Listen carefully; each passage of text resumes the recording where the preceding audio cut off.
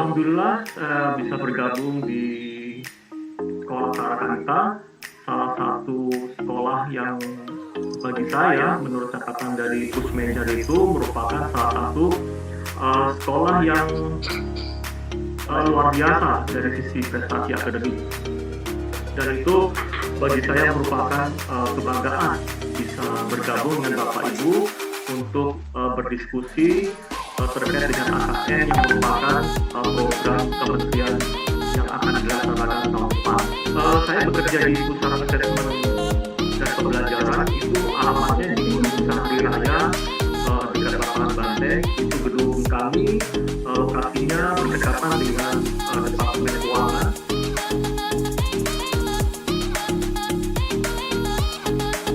Sebelum saya masuk pada presentasi, mungkin saya perkenalan, nama saya Suster Auxilin, sudah ada di situ ya.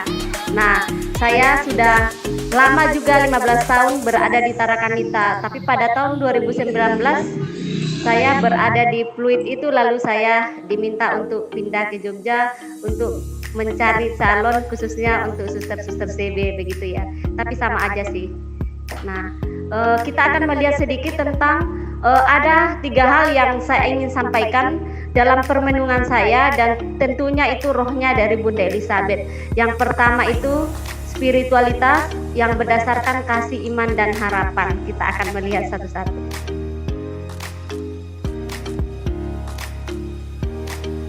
Muara kita, teman-teman akan diminta bantuannya untuk menjadi guru pendamping ASP.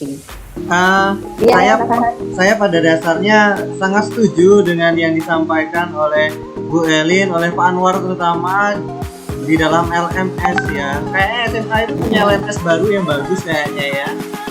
Sudah mulai pakai LMS yang baru yang bagus. Mungkin bisa di-sharingkan kita belajar. Boleh. Kemudian sebelum kita berbicara lebih jauh, betul yang disampaikan oleh Pak Anwar, goals kita itu mau kemana sih? Kemudian bentuk PJJ yang akan kita laksanakan nanti itu gimana sih? Ya, gimana bentuk PJJ-nya? Contoh sederhana aja, setiap guru punya aplikasi sendiri yang tentunya anak-anak akan lebih banyak aplikasi yang digunakan. Ya, tentu dampaknya penggunaan data di handphone anak-anak itu juga pasti akan lebih banyak. Itu sih. Jadi yang kelihatan sekarang itu seolah-olah seperti guru-guru ini jalan sendiri-sendiri, tidak ada yang mengarahkan. Jadi mau bentuk PJJ kita ini yang gimana sih? Ya, pada dasarnya saya setuju dengan yang disampaikan Bu Elin. Di semester 2 kita akan memulai dengan PJBL itu sinkron dengan AKM yang disampaikan oleh Pak Bagus kemarin ya. Di sana memuat ada tiga model pembelajaran yang bisa diterapkan dalam proses pembelajaran dengan kemampuan berpikir tingkat tinggi, antara lain discovery learning, problem based learning, dan project based learning. Mungkin tidak hanya project based learning yang nanti bisa kita terapkan, tetapi juga bisa discovery learning dengan problem based learning, di mana saya pernah menggunakan hal itu dalam kegiatan belajar saya. Ternyata anak-anak kan memiliki karakteristik yang berbeda, terutama di pelajaran fisika. Tidak semua anak itu pintar berhitung. Nah, jadi saya menampilkan juga mengambil nilai dari proses apa? Keterampilan 4C. 4C berkaitan dengan critical thinking, kemudian kolaborasi, komunikasi, dan satu lagi content knowledge. Nah, ternyata hasil yang didapatkan anak itu jauh lebih baik ketika kita melakukan penilaian proses, di mana anak-anak yang penilaiannya secara konseptual itu nilainya hanya 70 ke bawah, setelah melakukan penilaian proses nilainya bisa 80, 90, bahkan 95. Proses itu bisa langsung saya pantau di dalam kegiatan pembelajaran gitu, Mas.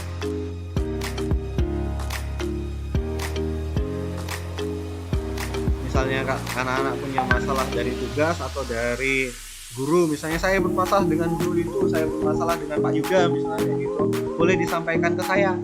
nggak apa-apa. Biar nanti kita carikan solusinya. Yang tugas bahasa Inggris ada Andrew, Brema, Nathan, Buligis yang ada di sini. Andrew. Kemudian PJOK ada Andrew, Luhur, Lady sudah tadi malam ya. Oke, itu yang ada di sini. Gimana? Sudahkah dikerjakan? Ini Andrew ini lumayan banyak loh Andrew tugasmu. Ya, saya juga ngirimkan misalnya ada guru menyampaikan tugas yang menurut saya kirimkan juga ke grup orang tua ya, dan orang tua mau nanya Pak, kalau misalnya beberapa mata pelajaran kan Pak ada grup diskusi kan Pak. Nah beberapa anggota kelompok itu nggak mau ikut berpartisipasi gitu, menyumbangkan jawaban atau mungkin buat diskusi. Jadi kayak cuman ngomong sendiri di grup gitu loh Pak. Saya bertanya Pak. Oke, Claudia. Nanti itu pas akhir kita masih UTBK atau AKM? Oke, untuk kelas 9 ya, kita mau ujian nasional atau AKM? Tidak dua-duanya. Oke, Jocelyn. Pak, tadi katanya jadi penentu kelulusan tuh kami ulangan lagi kayak US gitu. Nah, itu tidak bisa ditetapkan sekarang ya, Jocelyn ya. Karena dari Diknas pun belum ada keputusan tentang itu.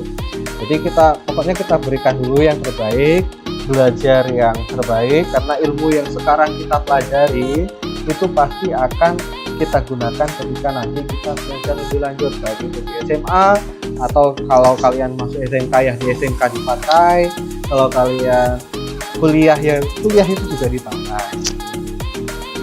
Misalnya anak-anak punya kendala masalah HP, misalnya satu HP digunakan ketiga atau satu HP digunakan kedua, jadi kalian tidak bisa pada saat ujian akhir semester nanti kalian tidak bisa mengerjakan barengan sama adiknya atau sama kakaknya, pasti kan harus ada salah satu yang hilang seperti itu.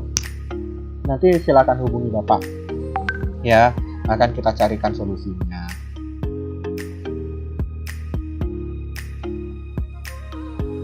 Oke, nah itu tadi kegiatan pembelajarannya di salah satu kelas 9.